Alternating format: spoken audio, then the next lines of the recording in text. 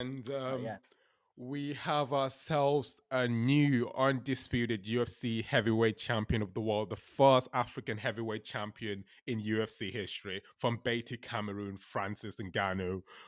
Mate, what was going through your head when you saw him knocked out Stipe Miocic? mate. My first thought was actually you, because I knew you'd be absolutely buzzing. Yeah, mate. I knew you personally for that would be absolutely gassed. Yeah. So I thought, fucking hell, Brymer's going to be buzzing. But I was like, I thought he'd win. I'm Okay. gonna be real. I thought because he's a killer, and there was the build up, and he was literally just destroying everyone. But Yeah. then there was in the back of my head, it's like Stipe is just one of those bogeymen, kind of Mayweather esque, where it's like you want him to lose, but he's just not. Yeah. He just has this weird style that he can just adapt to everyone that comes near him. But when I watched the Hmm. fight, oh my god. Who the hell's gonna Was there beat it? like a John Jones, mate. John Jones better be eating 10-pack lunches that day. I'll tell you that much. it This better be guy's running, a mate. unit. Honestly, was there like a pivotal moment in the fight that you looked at the fight and you was like, you know what, Francis got his number and Francis is gonna win this fight, or did it came when he just knocked him out, or was there actually a moment where you thought Francis was gonna win the fight? Bloody 2 minutes into the fight, mate. Within 2 minutes, he was just on top, bloody hitting him with these bangs, blow after blow. I was like, Jesus Christ, who the hell is this man in here with? How is he still up? How is he still standing? And he was just absolutely tearing him up. He managed to somehow survive to the bell, but once it got to that first few minutes, I was like, his days are numbered here. There's no way any human being is withstanding this pressure for long. And then lo and behold, couple Yeah, minutes into the next round, he's knocked out.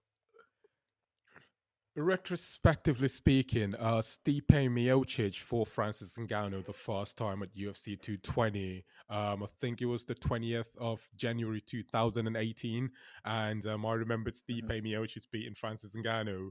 However, Stipe was very dominant in that fight. The fight went all five mhm. rounds. Francis was gassed within the first round, and Stipe wrestled him and beat him up, right?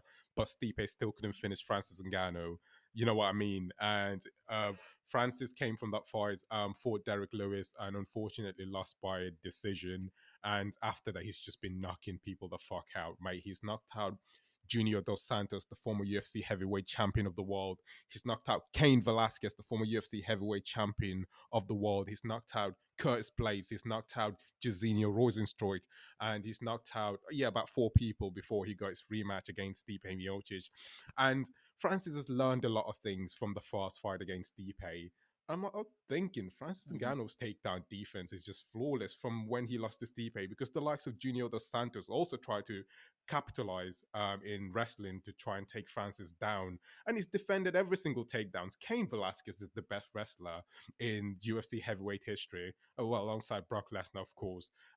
Cain couldn't take him down, so that gave me the confidence that Stipe fought Francis the first time, and Francis has learned a lot from that fight. So I see no reason why Stipe would just be able to take him down like he did in the first fight. And when what was essentially the pivotal moment in the fight was when Stipe tried to take down Francis and he failed, and Francis took him Mhm. down Mhm. and then started dropping bombs on him. I was like, this fight is fucking done, mate. Francis Because that Ngannou. was his shot, wasn't it? Was taking him down. There's no way he's taking him on Yeah, one on one and on the feet. yeah, You're not beating him. Joe Rogan had actually mentioned, whilst Stipe failed to take down Francis Ngannou, he had messages from like top wrestlers such as the likes of Ken Shamrock, Frank Shamrock, and Dan Severn, and people like that. These were great wrestlers who fought in the UFC. There was like, this fight is done when Stipe failed to take down Francis, because the cage is very small. And these are two big men in the Mhm. cage, right? You ain't got much space to run about if you're Stipe Miocic, and you fail to take down the guy. It's done, mate. It's fucking done. Francis Mhm. Ngannou just needs one punch to send you to sleep. Not a cross. A cross is obviously a big punch, but Francis could knock you down with a jab. He could knock you out with a fucking hook. He could knock you out with any punches. Bro, being with Francis Mhm. Ngannou in a cage that small is a nightmare, especially your best weapon is your wrestling and you failed in your wrestling, dude. You're done, literally. So I knew that Yeah, Stipe lost essentially before he even got knocked but out. it's funny you. It's funny you say that, and you reference his first fight, which was what you said 2-3 years ago, Yeah, probably two and a half, 3 2018, years. 3 years ago. Yeah, Yeah, and you said how his takedown defense has improved from then, and how he had a loss after that, and then after that, he's looked a lot better defending these takedowns and stuff. yeah, yeah, You got to remember when he fought Stipe the first time, I think he'd only been fighting in the UFC for a couple years, yeah. A couple of years and ago. Yeah, he'd only actually learned to fight for 5 years. He'd only done 5 years of fight training. Imagine that. yeah. Imagine 5 years of fight training, and you're in there with Stipe Miocic. So And of course Miocic. Yeah, he wasn't the finished article. So he still has a lot to learn. and But then you look at the fact that he now it's a few years later, only 8 years, he's still got a lot more to learn. So it's scary. If this is how much he's developed in 3 years, imagine what he's going to be like in another 3 years. and remember he You know made what I his mean? debut He's in going the to be an UFC absolute in animal. 2015. He made his debut in the UFC in 2015 and he fought for the title Hmm. early 2018, literally January 2018. And he made his Yeah, yeah. debut late 2015, around November 2015, and fought for the title You early see what I mean? 2018. So, literally about 2 years or under 2 years. And you got to remember, So that's it. So it was 2 years of training. Then he went into the UFC, uh, and then 3 years in the he- UFC, and he's fine. right. Mental, And mental. Stipe as well had been knocked out by Daniel Cormier in their first fight, while Stipe Miocic was the heavyweight champion. So this knockout took place at UFC 226 in, I'm trying to remember, UFC 226. It was June of 2018, Hmm. and Stipe got knocked out by Daniel Cormier. So DC had proven that Stipe could get knocked out. So if DC can knock him out, I'm pretty sure Francis would send him to a fucking morgue. So that kind of gave me the confidence. Yeah, that gave me the confidence. Just send him to a morgue, Yeah, for mate, fuck's honestly. sake. Yeah, we have ourselves. And right now, we've got three African champions in the UFC: the welterweight Hmm. champion, the Hmm. reigning defending Kamaru Usman, and then the last star bender, Israel And then my Adesanya guy, and Francis Ngannou. Adesanya. And Usman, What did you think of him? Israel What Adesanya. did you think of his fight? You see, When he went up, when he fought the went up Polish Don. against Jan His Blachowicz, name escapes Jan me. Blachowicz. Blahovic, yeah. Blachowicz. So I was slightly confident until I saw the fight and I saw that Jan Blachowicz is actually a lot bigger than Israel Adesanya. Adesanya walks around Hmm. at 205 pounds with 205 pounds on a daily basis. So he's too small for like a light heavyweight. Light heavyweights have to cut down from 240 pounds all the way down to 205 pounds or 230. So Jan Blachowicz is essentially a lot bigger than Adesanya, and Adesanya is going up from 185 pounds to Oh yeah, light you could heavyweight. see when he was in there. I know. So obviously, Adesanya was winning the fight in terms of the striking and that, but Blachowicz took the advantage of wrestling because, again, when you surprise someone with a takedown when they're not expecting it, that's very problematic. Have you seen the fight between McGregor and Poirier as well? McGregor thought that fight was going to be a striking bout, You're just bringing them and all then he up, just man. took You him first the down. Bellew, now the McGregor. You're just going at me, You're a aren't you? fanboy, mate. Just, He's a fanboy. He bought T-shirts of mine. McGregor is. I quite literally do have T-shirts of Do you McGregor. So actually have yeah, his T-shirts, bro? yeah. You're a fanboy. Oh mate, I used to walk into secondary school with my jumper. It's probably in my cupboard somewhere with the "You'll do foot and nothing" on it. Really? Honestly, yeah. So when it comes to Yeah, surprise man. takedowns, like, anyone can take down anyone. But if you're trying to force takedowns on someone in the UFC, all these UFC fighters have actually got really good takedown defense. But when you surprise them with a Hmm. takedown, then that's where you're more likely to actually get the takedown than when you're just trying to set it up. So Adesanya was surprised, and Jan Blachowicz took him down multiple times and just literally dominated. But when it comes to the striking aspect of the fight in itself, um, Adesanya seems slightly dominant. He's kind of got it under control, especially Jan Blachowicz is not a very sort of kind of fighter who's just going to be literally dominating the striking, but he's just got that potential one punch knockout that every single person has to be aware of. I mean, Luke Rockhold in their fight was very dominant, but Jan Blachowicz still knocked him out with one punch. So Adesanya was kind of worried about that one punch knockout thing, and he was more cautious with his Mhm. striking. He was more kind of incorporating range, but again, the cage was too small with two really huge men as well. Adesanya's 6'4", Jan Blachowicz Mhm. is 6'2". I mean, they essentially engulf the entire circumference and area of the fucking cage anyway. So there's no place for Adesanya to run as Mhm. well. So yeah. Oh, no. Mm. No, but you say two big men in there, but it's weird. It looked almost at times like a man and a child. And I know it's weird to say Adesanya's a child. I mean, he would make me look like a fucking toddler if he was stood next to me. But they're together. It just seemed like, even though I feel Adesanya is a much more technical fighter, I feel like if they were at an equal playing field, he'd clean them out all day long. But it just seemed like no matter what he did, it was just so the power difference and the size. It just looked like Blahovic could control everything about the fight. Like he was like commanding the ring so much. He had so much presence. It was like he was immovable at times. I don't know what Yeah, you thought definitely, about that, honestly, but definitely. Yeah, especially his fight against Corey Anderson. So he had actually been knocking people the fuck out before literally he fought Adesanya. So he's knocked out Luke Rockhold, the former UFC middleweight champion of the world, who moved up to light heavyweight. And he also knocked out Corey Anderson, fucking Corey Anderson. And then he knocked out Dominic Reyes as well, the guy who fought John Jones for the title. So he's knocked out Mhm. every single person. And you got to give Adesanya all the credit in the world for going up to light heavyweight in a division that he actually is very small in comparison to the fighters who fight in that division. Mhm. So yeah, you got to give him credit. He tried his best and it didn't go his way, but he never got finished at the same time. So that's a huge confidence booster. And Adesanya is actually a big guy in like the middleweight division. He's big for the middleweight, not big for the middleweight division, Oh but yeah, he's yeah, yeah, slightly yeah, yeah. small for light heavyweight. It's slightly small for light heavyweight anyway. Yeah, So well, yeah, it was McGregor-esque, you know. Take yeah, some balls to go up a division. it Like, does. look at John Jones. How many years have people been calling for him? Get your ass up in heavyweight. We want to see what you can do against Stipe. We want to see these fights, and he Yeah. just stayed in light heavyweight the whole time, just because he had so much reach advantage. He was just happy to pick people off with easier fights for him. And it's only now Yeah, that he's got older and that there's a lot more speed in like the Dominic Reyes, who just, although Dominic Reyes hasn't got a touch on him quality wise, his speed was just causing so much problem for him. It's only now that he's pushed up to heavyweight.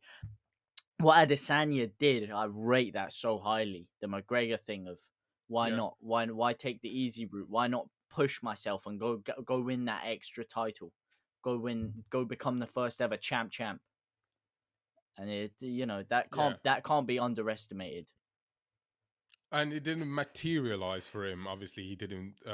He didn't obviously win the belt, the light Nah, heavyweight belt. But I mean, he tried, to be honest. McGregor was the first person to go up and win two belts simultaneously in UFC history. Although there had been mhm, people who held mhm. two different belts, from two divisions, but they've never done it simultaneously. BJ Penn was Yeah, one yeah. of those who won the belt at lightweight and then went to welterweight and also won a belt, but it wasn't simultaneous. I think it was George St. Pierre. He's done it as well, but it's never been simultaneous. But McGregor was the first Yeah, but no person one's to do it McGregor, so simultaneously. But after McGregor, the likes of Daniel Cormier, Amanda Nunes, Henry Cejudo have all done it. And Oh Adesanya yeah, finally, yeah. After him, they made it easier, but before he didn't want it to happen. He made it impossible for McGregor. McGregor only was it was only simultaneous champ for about an hour before they stripped him of the other one, yeah, of the the the flyweight one. it was the Was it lightweight flyweight belt. below lightweight? It was the lightweight, yeah. So it's No, he featherweight won then the lightweight. lightweight belt, and then he featherweight, not flyweight. Yeah, Yeah, yeah, he was a featherweight belt he featherweight, got yeah. So stripped he of. had to obviously strip that off because he wasn't going to defend it. So yeah, I mean, he's essentially How cleaned do up you the see that division rematch going? between who and who. How do you see that rematch going? Diamond versus money. Conor McGregor. Yeah, McGregor versus Poirier. Honestly, mate, I think Poirier's striking has improved so much. He works with this boxing He coach has. in the American top team called Dyer Davis. Mate, this guy is a Hmm. high level boxing technician. So I don't know how it's gonna go, but I think Poirier is probably gonna get his number again, and Poirier probably will knock him out or eventually win by decision. I mean, Poirier is the better wrestler. Um, his striking is very flawless, and McGregor's not used to fighting southpaws. He's a southpaw, but he struggles with southpaws. We've seen the fight against Nate Diaz, both fights. Nate Diaz is southpaw. McGregor struggled with him, and I think Poirier um, is going to be too. It's going to be too good for McGregor in the final fight, the third one. Honestly, I think he would.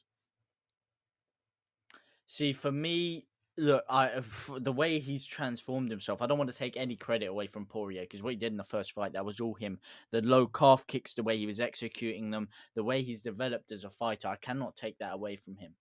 But technically, quality, he hasn't got a scratch on McGregor. If you ask me, it's about what McGregor turns up. I don't think the fact that you say Poirier is going to be too good, I don't see that at all. It depends on McGregor's mental state. Depends if he can still gear himself to become that underdog mentality and drive himself on. And it depends if he can fix his style. Because I was reading up a lot about it, and he was very set on this Manny Pacquiao boxing fight this year. Very set on it. So you saw him come in. You know how he changed his stance, and he went to more of like a stiff boxing stance instead of that karate kung fu stance he had Yeah, before, where he was a bit more loose on his feet. And it's almost like he completely yeah, forgot leg kicks were a thing. And he gets in there, he's like, "What? What's he doing? What's he kicking my leg for? What's this all about?" But I think yeah. if That's he true. what's he playing at, man? Referee. No, but then if he can fix up and he can get himself right. But this is the question. If he loses, this is his career on the line now. This is one of the few times where he's had losses in the past, but it hasn't really been too effective of him. Like the Floyd Mayweather didn't really mean much for his career. If he loses this next fight, he's as good as gone in most people's eyes. Because it's like, what's Yeah. the So image the now? The whole fortunate, image of him is this yeah, flawless guy. yeah, You were saying? especially the fortunate thing for McGregor is that he's actually never lost a rematch in his career. Well, he has lost a rematch, but he won the first fight against Poirier, but he lost the second fight. But he's never lost a rematch when he lost the first fight. But anyways, I think Yeah, an immediate Poirier's rematch. counter striking because McGregor's the really good counter striker. But if you take all his weapons away, which is like the slip, then obviously the left cross because it's a southpaw. If you take that weapon But he away from has him too many and then weapons. kick his legs. He ain't got nothing left, to be honest. What weapons has he got? It's not like he's any great wrestler. He ain't got. He's not a better wrestler than Poirier, and Poirier is a black belt in Brazilian Jiu Jitsu. So I don't think McGregor Yeah, but wants to he's take the not fight just to the the ground. hands. He's not. Yeah, but apart from the His wrestling, footwork kind of Poirier sucks. Not gonna is. lie. It's not for the wrestling. His footwork does not suck. Like I said, in that fight it did because he changed that boxing style. But if you look at his other fights, look at his Eddie Alvarez fight. Eddie Alvarez could not lay a glove on him. He was dancing around. He knew exactly when to move, how to get his body in the exact position, his precision, the way he can use every single part of his body, even in the who was that schmuck Cowboy when he beat Cowboy and he defended the takedown instantly. He comes in with the flying knee, completely slips it, jumps around. The guy, his footwork is some of the best I've ever seen. Like I say, it wasn't up to par. You're completely right. If you're going off the last fight, everything you said there is Mm. 100% correct. But if I'm going off the best McGregor, the best version of McGregor, he has so many tools. He can hit you from anything, from anywhere, with anything, with any part of his body. He's a ruthless assassin, a killer. His defensive Yeah, his the defensive key word takedowns is you've very mentioned. underrated.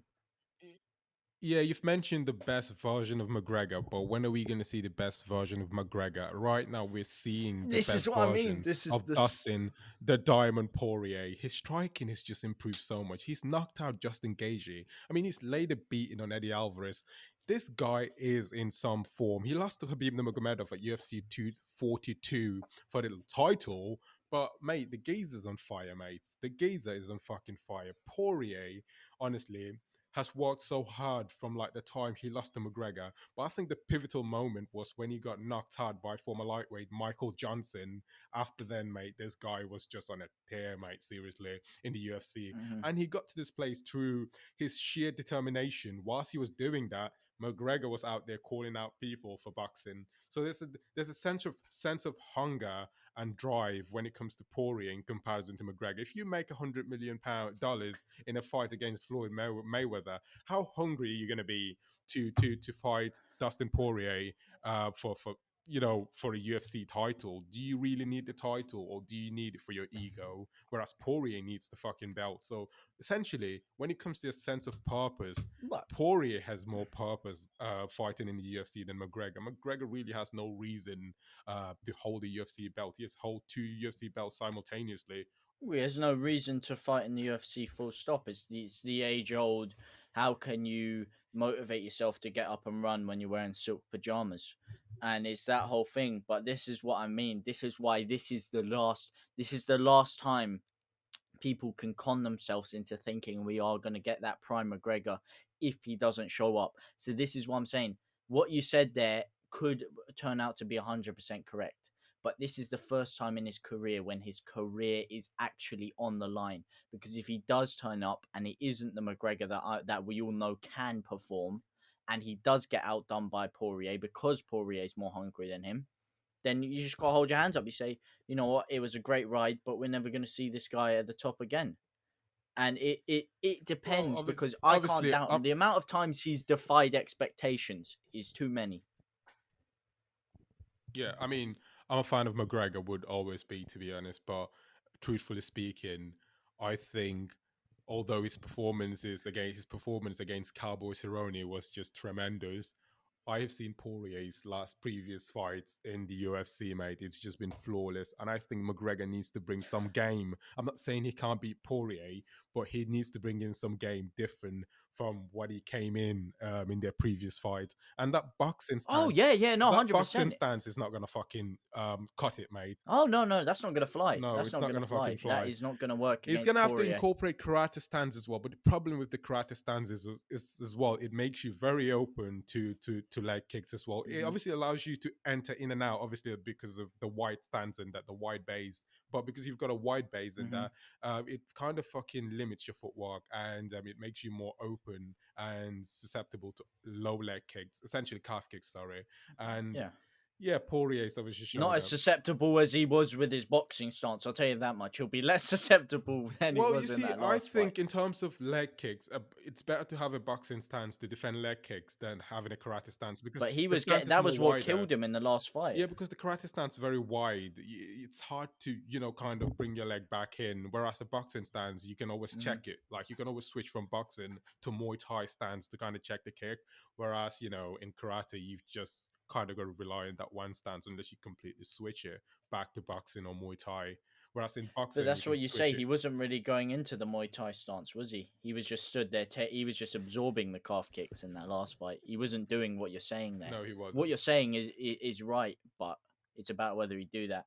But the thing that's always managed to help him through is his reflections, and his reaction speed is Yeah. second to none. So that's why he can allow himself to be a bit more open and more exposed, because he's kind of Floyd Mayweather-esque and David Yeah. Hay-esque, even in that his reaction speed is so good that he can get out of the way of these shots.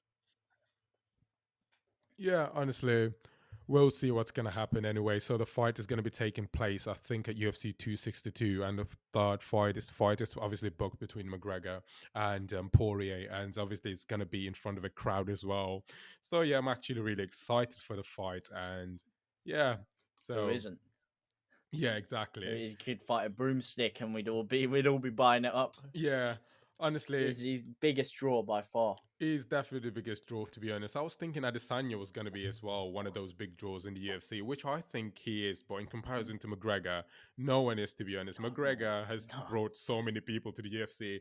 In terms of all the UFC pay-per-views, the highest grossing UFC pay-per-views that always featured Isn't McGregor. he like 8 of the top 10? Yeah, about 8 of the top 10 had always been McGregor. UFC 196 had broken the record because before it used to be UFC 100, which was like the top. But when Mm. McGregor Yeah, it came in, was Brock Lesnar and then a and bunch of other Frank dons. Mir, yeah, and it was the same card. Michael Bisping got knocked out by Dan Henderson. So this was 2009. But when UFC 196 came between McGregor and Nate Diaz, that broke the fucking record. And UFC 202, the Mhm. rematch, broke the fucking The record. rematch even bigger. Yeah, and then Habib and McGregor also broke the record. Oh, But then you've Habib. got Chad Mendes at UFC 189, and you got McGregor and Aldo at UFC 194, also Mate, you've we're even breaking got record. fucking McGregor Cerrone up McGregor there. and Cerrone as McGregor well up Cerrone there. Yeah, McGregor, so bro. so the Brock Lesnar and Frank Mir, the second fight, is actually ranked fifth, if I'm not mistaken, in terms of pay-per-view. But the top four all featured McGregor, and from 6 all the way to 10 pay-per-views, highest grossing pay-per-views in UFC history, had mostly featured McGregor. Not all 10, but about the top No, but 7. like most of them. But there's one case that will epitomize it perfectly. Yeah. And Khabib is a massive star because of McGregor, because of that fight. It's made him a global superstar.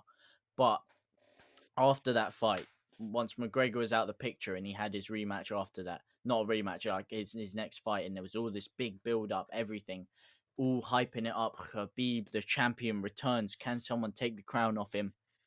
800,000 views. Yeah. Yeah. 800,000 pay-per-view buys. Mm-hmm. McGregor versus a washed up in many people's eyes Cerrone, 1.4 million, Okay, almost yeah, double definitely 1.4. Yeah, because McGregor was making his rematch, obviously. Not rematch, but comeback. Sorry, his uh, return. Yeah. return. Yeah, his comeback. Yeah, obviously after losing to Khabib at UFC 229. But yeah, honestly, McGregor's a legend. So I guess let's make this reach 40 minutes. Then we can just stop it, and I guess. Oh, you want to wrap it up? Well, in terms of sports, but then because I want to have Oh, what do you I want want to to speak have about so yeah, I much? want to have this like sports on my sports section of my YouTube channel, and obviously my podcast as well, and I'm thinking of as well doing cultural commentating and political commentating on my different YouTube channel, and obviously podcast as well. So I don't know. Hmm. Yeah, so it's reached 40 minutes. So ladies and gentlemen, thank you for watching and listening. James, honestly, I appreciate being on my podcast, mate. Honestly. Do you've got anything to say? Anytime, mate. It's a pleasure. All right, cheers, mate. Appreciate It's a it. pleasure.